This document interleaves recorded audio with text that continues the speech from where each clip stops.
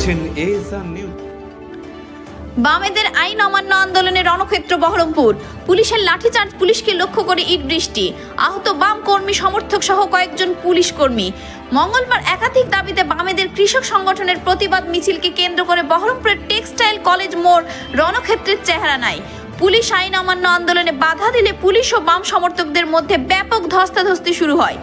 মিছিল থেকে পুলিশ কর্মীদের লক্ষ্য করে ছোড়া হয় ইট ও পাথর। পাল্টা পুলিশের পক্ষ থেকে লাঠিচার্জ ও কাঁদুনি গ্যাস শেল ফাটানো হয়। ঘটনায় আহত 50 থেকে 60 জন বাম সমর্থক বলে দাবি বামেদের।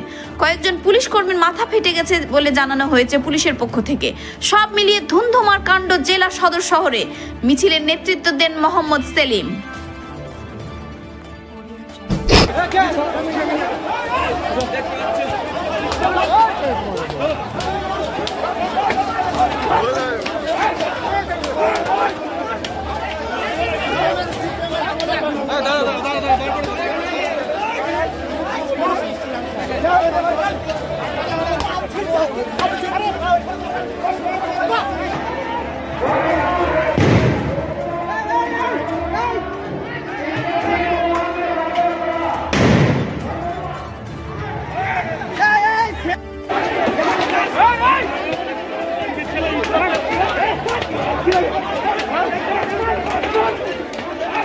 একেবারে টেক্সটাইল পুলিশকে লক্ষ্য করে ইট বৃষ্টিও চলছে। সরাসরি পুলিশকে লক্ষ্য করে ইট বৃষ্টি চলছে। পুলিশ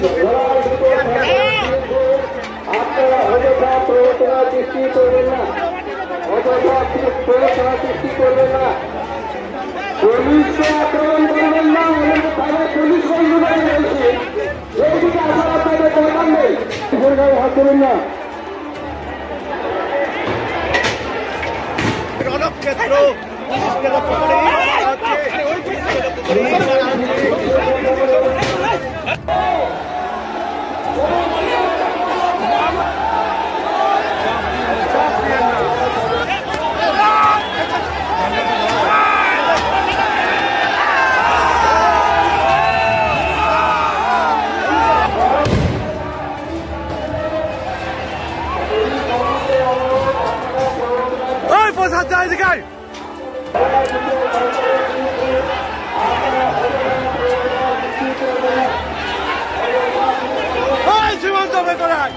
সীমান্ত ভেতরাই ভেতরাই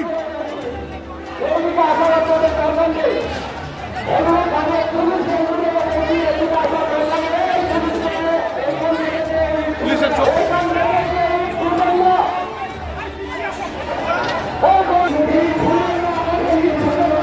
জ্বলছে।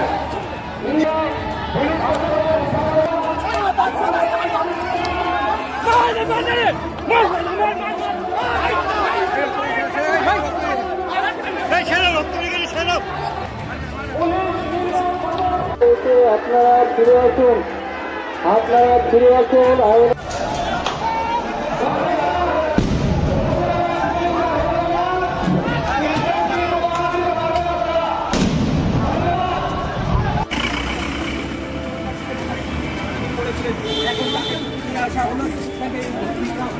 কাজে এসেছিলেন এবং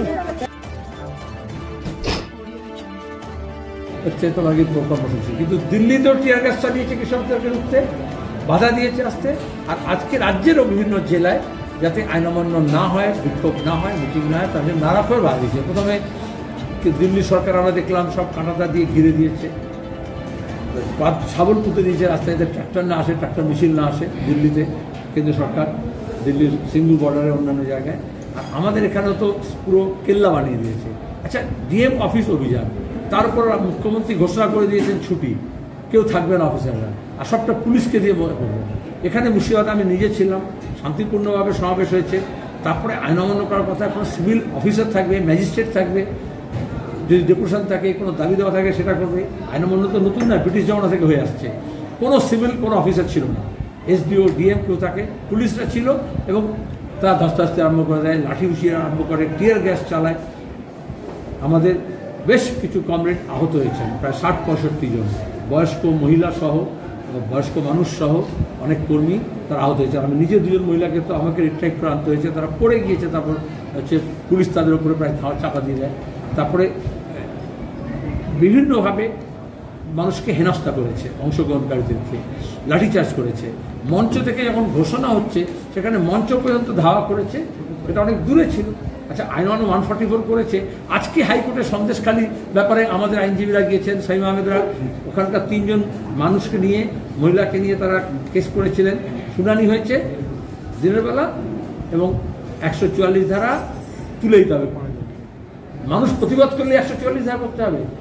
ইন্টারনেট বন্ধ করে দিয়েছিল, কালকে ইন্টারনেট প্রত্যাহার করেছে, সে ব্যাপারে আমাদের আবেদন ছিল। এবং যে অন্যায় হচ্ছে তার বিরুদ্ধে বলা হয়েছে যে তদন্ত করতে হবে, কারা দোষী শাস্তি দিতে হবে।